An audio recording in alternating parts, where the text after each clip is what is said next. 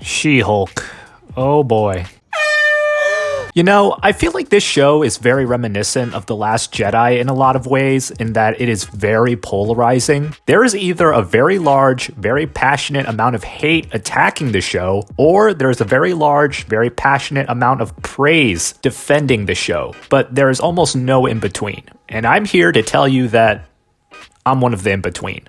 Yeah, I don't really hate the show, at least not in the way that some people do, and I definitely don't love the show. I'm just somewhere in the middle. To be honest, I think both camps are kind of wrong in how they may criticize or defend the show. There are plenty of things that are perfectly valid to get mad at, but there are also lots of things that are honestly fine, and it just seems like some people are just looking for a reason to get mad at the show, no matter how minuscule or dumb that reason is. So I'm going to address both camps today, because I think both are kind of wrong. The people who hate everything about this show and think it's hot garbage, and the people who love the show and think it's the best Disney Plus show so far. So let's go. Okay, so let's start with one of the biggest things about this show, which is the theme of quote-unquote toxic woke feminism. Obviously, anybody who's seen this show should be able to sense the theme of feminism peppered throughout the show. And there are some people who hate She-Hulk for thinking that some men are bad, and screw her for being good at what she does and feeling good about herself and saying what she goes through as a woman, as if that diminishes anything in a man. And on the other side, you have people who think that, yes, this is all very realistic. This is exactly what feminism is. This is completely natural, totally real behavior. And the women and the men in this show pretty much act the way they do in real life. And all of that, both sides are kind of wrong.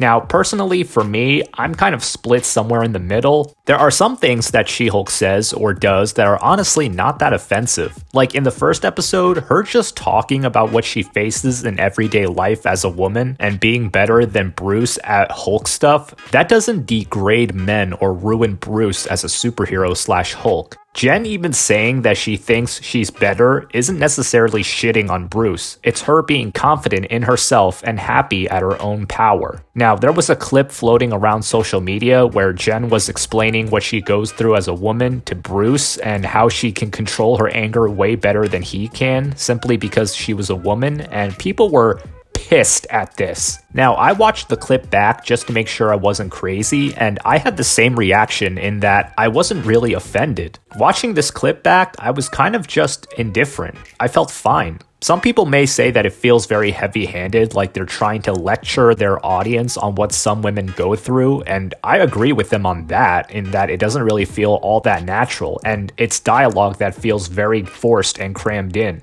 However, I wasn't offended by it. This is just her explaining her experiences as a woman, and it has nothing to do with me personally, and these are all real things that women go through. I agree that you could have written this material in better and done it in a way that feels more natural, but unless you're one of those guys that catcalls women on the street or mansplains, you shouldn't really be pissed off at what she says, but more how she says it. And therein lies the problem on the other side of the spectrum, because I just explained why you really shouldn't be all that offended, but at the same time, I can't say this is done very naturally or done in a way that doesn't feel very harsh and lectury, because it does feel that way. Again, I personally am not offended by it, I just think it could be written better, because some people are saying that this dialogue feels very natural, like it's how they talk and they can totally imagine talking with their friends this way, which makes me very glad I'm not one of their friends, because I don't go to my friends to hear lectures, even if they are rooted in reality. And that's something the defenders of this show won't say, is that even if this dialogue is saying something that is true, the way it's being said feels very unnatural and even unnecessary at times. And that's the main problem I have with this show, is that a lot of the stuff that happens and a lot of the writing doesn't feel real. It feels cliche, it feels forced, and when the writing feels that way, not only is it bad, but it can start to feel vindictive. And since we were just talking about the first episode, let's talk about another scene that very much demonstrates this kind of cliche writing. Because this is a scene that the head writer / creator of the show has said is her favorite scene, and, well, I'll let her take it from here. But I was like, this is the single most important scene in that entire episode to me, because it really shows like the magic and the protective like warmth of the women's bathroom. You get past the magic barrier of the women's bathroom door, it is the most protective and loving and supportive environment. A girl that you meet in the bathroom of a club will go and like help you bury your dude if you need her to. Sacred ground. Yes, Sacred absolutely. No, they won't. They will not do that. And I'm not saying that because I'm a guy who thinks he knows how women think or what they do in bathrooms, but I'm saying that because no rational human being would drop everything to help out a stranger in a place as private as a bathroom. Most people will treat strangers the same way outside of the bathroom as they will inside of a bathroom. I even checked with some of my girlfriends and checked the comments below that interview to make sure I wasn't losing it, and it turns out I wasn't. This is not how people act in bathrooms. It's like when Trump was elected president and all these idiots started threatening to go to Canada because they thought Canada would be this post-racial paradise. Do you think people are going to really move to Canada? Do you think I hope so. Those are still white people up there. Yeah. Just because they're on the other side of the invisible line doesn't mean that they're not going to act like white people. Yeah, that's exactly it. The bathroom is not some circle jerk haven where everyone has each other's backs and we all treat each other differently just because we're on the other side of an invisible line that separates one place from another. That's like saying for us guys, when we go into a bathroom, it's gonna be like, hey, now there's just us guys, y'all wanna measure wangs? Like, no, that's not how it works. I'm just trying to take a shit. I don't want to fucking talk to you. Now, you may be wondering why I'm focusing so much on this one scene, but the thing is, this scene and the writer's attitude towards it is indicative of why the whole show is the way that it is. This super unrealistic, stereotypical, cliche way of writing female empowerment is apparent all throughout the show, and after a while, I kind of just start to roll my eyes because I can just tell what lines they wrote in with female empowerment in mind. And granted, Marvel has had this problem for years now where they don't know how to write in female empowerment that feels genuine and natural. And what it does is it ends up creating these really manipulative and shallow examples of female empowerment. And that's what this show is filled with. And again, I'm probably going to sound like a broken record, but I'm going to say it again when I say that it's not that I don't like female empowerment being in a show, I just want it to be represented better. I want it to be done in a way that feels more natural and realistic. And the thing that's really annoying is that we've gotten movies and shows before where that's been the case, so the fact that we're getting shows like this is just unacceptable. Even the toxic masculinity and misogyny isn't done right in this show. That feels super forced and unnatural too. Like when this one guy, I can't remember who this guy is, and I'll talk about why that's a problem in a second, but when he says that he's going to talk to a hot girl at a bar and he refers to her as it, like, I roll my eyes at that too. For the same reason I roll my eyes at the female empowerment lines is because I know the writers were probably sitting there thinking, okay, what's the douchiest thing this guy can say right now? It doesn't matter if it doesn't sound natural or realistic, we just need to make sure the audience knows that this is toxic masculinity and misogyny. And I actually almost let it go because I thought that this was just this guy's character. Like, I thought his role was just that of a super douchey a-hole, but no. Every guy who shows up in this show is super douchey. And I'm fine with guys being portrayed as douchey because, like I said before with the female empowerment, I'm okay with almost anything being in a show as long as these things are realistic and are written in a way that feels genuine and natural. And some instances of toxic masculinity and misogyny in this show are actually very realistic. I really like the part in the show where they basically call out the people on social media crapping on She-Hulk for even existing because we were pretty much watching that shit happen in real time in the real world. I think that is very clever and self-aware. I have no problem with scenes like that. My problem is with scenes like this where the dialogue doesn't feel natural and it just feels like the writers are trying to find every last opportunity to make the men in this show seem as shitty as possible. Because like I said before, that kind of forced writing feels very vindictive. It makes me think that the writer got screwed over really badly by men, and now they're just going out of their way to get back at them through this show. And going back to what I was saying before, that kind of vindictiveness is what leads to every guy in this show being super douchey in a way that's just not realistic. And I know it's not realistic because this show even says at one point that not every guy is super douchey.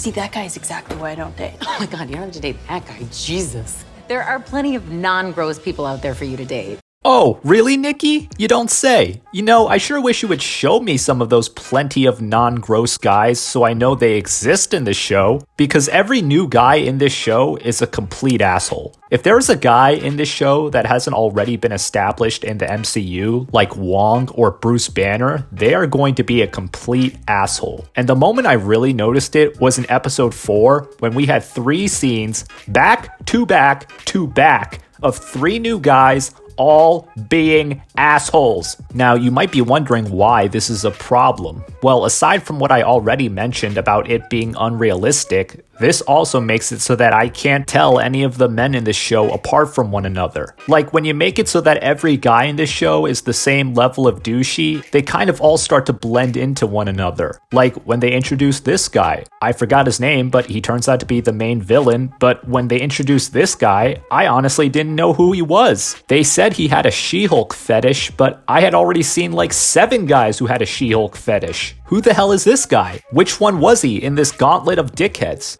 Not this guy though. That's my man David Otunga. But you see my point, right? When you make all the men in your show bad people and you make it so that they pretty much all have the same problems, I honestly can't tell them apart anymore.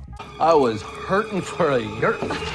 That guy's here? You probably don't even remember who he is. No, honestly, I don't remember who he is. Is that the magician who was flirting with Jen? Or the guy who came up to her in the bar and started flirting with Jen? Or one of these rapid-fire dates who was flirting with Jen? Or the guy she worked with who was flirting with Jen? Do you see the problem here? You can't just make all these men the same type of person, because not only is it unrealistic, it's just straight up confusing. I don't mind some scummy guys being in the show, because trust me, I know they exist, and there are some scenes of guys being scummy that I liked because they were realistic and made sense to the story, but to have every single guy be so dickish really just comes across as vindictive. And these things, you know, the bad writing, making all the male characters on the show totally similar and incompetent, are a lot of the negatives about the show that people are talking about. And I think these things are perfectly valid criticisms. However, like I said, there are some things that I really don't understand why they're worth getting mad over. There was that scene I mentioned earlier where the writers called out the people criticizing She-Hulk's very existence on social media, which I said I liked because it was literally what was happening in real time. But there was also that one mid-credit scene where She-Hulk was twerking with Megan Thee Stallion, and I remember when that episode released because everyone was getting mad at this scene for some reason on Twitter. I mean, I was hearing some pretty ridiculous shit that morning. Like, oh, this is the end of the MCU. The MCU is officially ruined.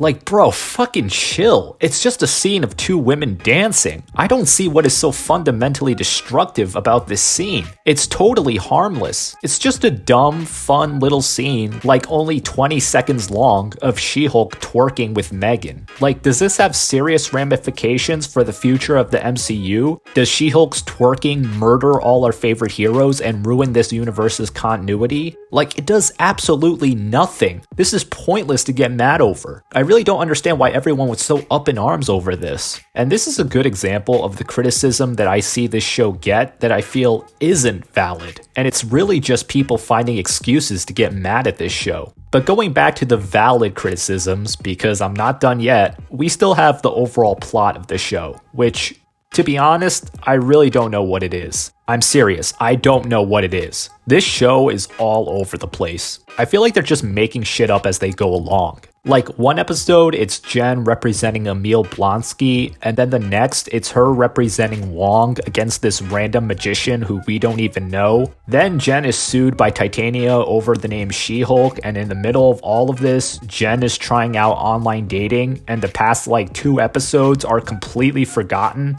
Each episode is just like, new problem resolved, and then the next episode comes and it's new problem resolved, and it just keeps going on and on like that. And that makes this show feel like an anthology series. It just feels like we're seeing random days of Jen Walters' life as opposed to a problem that presents itself and Jen has to find out how to resolve it throughout the course of the season. And I guess you could say that the problem is Jen trying to figure out how to incorporate her new identity of She-Hulk into her everyday life, but they don't really lean into that too heavily until the end. For a good chunk of this show, you'll just see Jen doing her job in court, going to a tailor to get clothes, trying online dating, going to a wedding, and if you think all that stuff is interesting, I can see why you'd like the show, but personally, none of that stuff was really doing it for me. I don't know, maybe I'm just a guy that likes a little more action rather than watching Jen complete her errands. And that's another thing about this show, is that there really isn't any action, and any action scenes that do exist are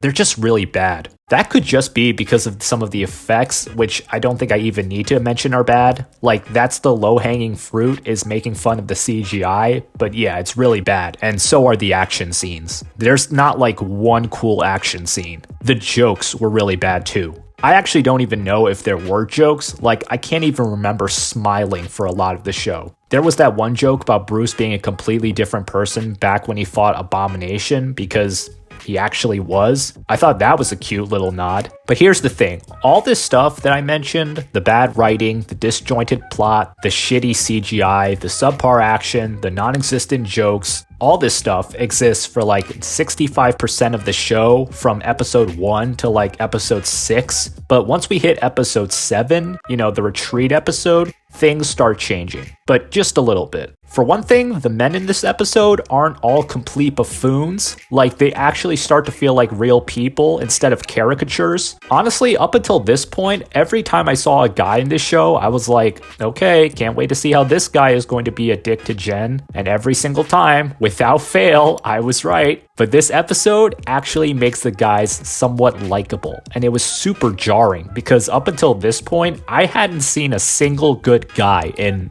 I don't even know how long. And it's during this episode that an actual main conflict kind of starts forming, because at the end, Josh takes Jen's blood and brings it to the Hulk King, and then we get to the next episode, and oh boy, do we need to talk about the next episode. Because the next episode was pretty much the entire reason why I even watched this show in the first place and held out for as long as I did. You need to back off. Oh yeah, my boy is here. So yeah, if you've been watching my videos for a while, you might remember me mentioning something about Daredevil being my second favorite Marvel superhero, third overall behind Spider-Man and Batman, but that Netflix Daredevil show really made Matt Murdock one of my all-time favorite superheroes. That Daredevil show that was originally on Netflix, now Disney Plus, is like my favorite piece of superhero media I've ever watched across movies and TV shows. It's just so good. It's so gritty and dark and brutal and realistic and mature and badass and captivating and beautiful and well choreographed, and honestly I could go on and on and on, but you get my point. I love this show, and this show made me love Daredevil. And I've been on record from the moment he showed up in Spider-Man No Way Home of saying that I was terrified of what they were going to do to my boy Matt Murdock. Because I knew after 10 plus years of watching what the MCU formula and template for characters was like. I knew that it had no dark characters, no dark movies or shows, no mature elements, and it was filled with nothing but jokey, wisecracking fun times that were more often than not unfunny and cringy. And I knew that the MCU had a habit of taking characters from more serious pieces of media in the overall Marvel universe and changing them so they could fit within the MCU better. And I knew that they already did that with a character from the Daredevil show in Wilson Fisk, aka Kingpin, and made him nowhere near as badass or intimidating as he was before. So when I saw Matt Murdock, aka Daredevil, in No Way Home, I was very conflicted, because on the one hand, I was very happy to see Matthew again after his show ended in 2018. But on the other hand, I was terrified at what they were going to do with this new iteration of the character now that he was officially in the MCU. And after seeing that he was making an appearance on this show and seeing the trailers that showed glimpses of his shitty ass suit, and after seeing how the first 6 episodes were, and especially after seeing this sneak peek of episode 8 where Daredevil says this, My ass remains unwhooped. No, no, no, no, no, no, no, no, no. I went on record saying that it was already a done deal that he was ruined. So when I say that I actually didn't completely hate Daredevil in this show, you know I ain't lying. But of course, there were people on opposite sides of the spectrum for how this show handled Daredevil too, much like with anything else on this show, which is why I think this show is probably the most polarizing thing to come out of the MCU, maybe ever. There are some people who seem to think what I initially thought about what this show was going to do to Daredevil and that he was going to be ruined, but there are also some people who think Daredevil is surprisingly good. No, don't look that, focus. And once again, personally, I'm in the middle for this one too, because while I don't think he's nearly as good as he was in his own show, he's also not terrible. Like, the biggest thing that I was worried about was that I was going to look at him and think, God, what an idiot, what an absolute goof. And that didn't happen. He didn't come across as an incompetent fool. He came across, in a lot of ways, as the same type of intelligent, charming, and skillful lawyer/vigilante as he was in his old show. I don't think he's necessarily as badass and as brooding as he was before, but those things don't necessarily define his character. He's really not that different from how he was in his show. He's just a little lighter and jokier now that he's in the MCU, which I think everyone pretty much expected. Honestly, all things considered, he could be a lot worse, but he's still very intelligent, which is shown when he completely schooled Jen in the courtroom, and he's still very charming, evidenced by when he managed to take Jen to bed. And that's another thing people seemingly got mad at, was the fact that Matt won over Jen and had sex with her. Although I'm not really sure which part they're mad at, the fact that it was Jen he won over or the fact that he took her to bed. But either way, I really don't get this, because this is exactly how he was in his old show too. He's charmed every girl he's met, from Claire to Karen to Elektra. Karen Page even said at one point he might have a whole harem of women. So I really don't understand where this dislike of Matt's sex life is coming from, because that aspect is exactly the same as it was in Daredevil. And if you don't like that it's Jen he's sleeping with because you don't like her character, that's a you problem, not really the show's problem. I personally really liked Matt and Jen's dynamic, and I think their chemistry was like off the charts good. From the moment these two properly met in the bar, I was rooting for them to get together, and when they did, it created another thing that people got mad at, the walk of shame. And once again, I will point you to Matt's history of dating around and the fact that this is entirely in character for him, as far as what the walk of shame represents. The walk of shame just makes it a little more comedic, but it doesn't destroy his character, because part of his character is that he's just a little whore who sleeps around with a lot of women. So it's fine. I honestly feel like some people just wanted him to be dead set serious all the time, like he was in his old show. And again, I mean, this is the MCU.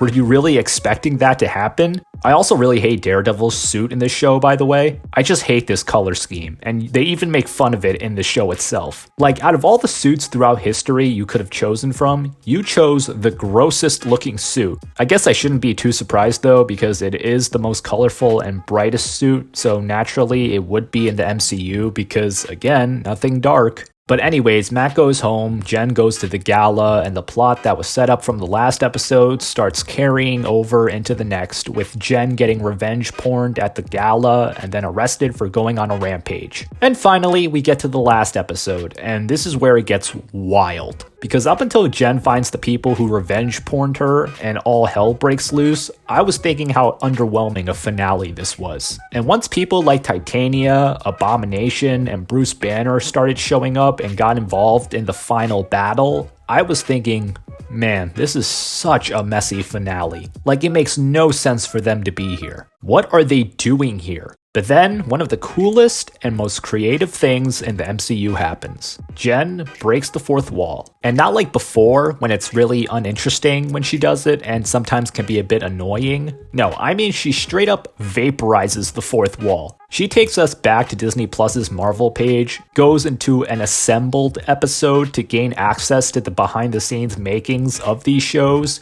goes to her show, and tries to get access to the man behind all the decisions, Kevin Feige. And there are so many funny nods, like She-Hulk being forced to sign an NDA, She-Hulk pointing out that the Hulk King, being an evil equivalent of the main hero, is pretty much what every MCU movie does. Like, it's all very, very self-aware. But then Jen gets to Kevin, and the meta references start flying.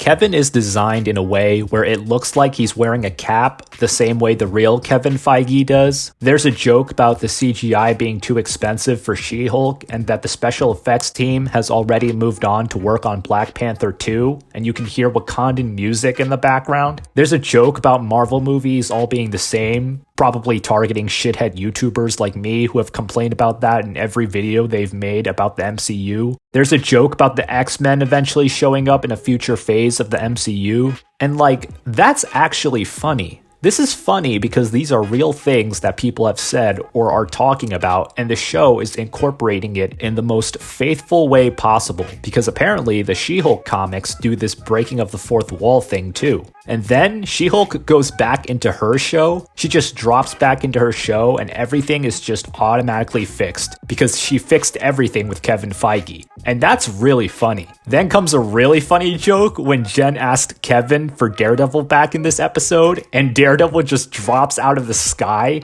Like, there's not an explanation or anything. It doesn't show Matt calling Jen and being like, hey, I'm heading back to LA, like it would normally work for a TV show. He just drops out of the sky with no explanation, like a Fortnite character, like he was spawned in by Kevin Feige. And it's so hilarious. This ending was so creative and different from anything else we've seen in the MCU that I honestly loved it. And this is what I've been saying video after video. I just want something different. And this show's ending definitely gives me that. So I give it points for that. And that's what I was saying before about these last 2 to 3 episodes, is that they get better. The jokes get better. They get more creative. The action scenes get better, if for no other reason other than Daredevil. It actually feels like a big problem is set up in these last 3 episodes, with Intelligentsia ruining Jen's life and Jen needing to find some way to fix it. These last episodes definitely saved me from flat out hating the show, but that also doesn't mean I'm willing to overlook the past 2/3 of this show. But yeah, Matt has lunch with Jen's family, Hulk shows up with his son's scar and his horrible hairline, and Jen continues life as She-Hulk, and the show's over. Hooray! Okay, so final thoughts. So from episodes 1 to 6, I honestly did not care about anything that was happening. It was all so uninteresting. We were just watching Jen do her job and pick up clothes and go to weddings, and I just didn't care. The writing was bad, there was almost no humor, the fight scenes were weak, the plot again, uninteresting and just all over the place. Honestly, up until episode 8, I was ready to give this show a 2 out of 10. But then Daredevil showed up and it wasn't awful, so that bumped it up to a 3. Then the ending really surprised me, and I really liked how creative and different it was, so I think it finishes at a 3.5 out of 10. But you know what? I think I might actually bump it even higher. Yeah. Now, I have my reasons. I think She-Hulk has a very compelling story sometimes.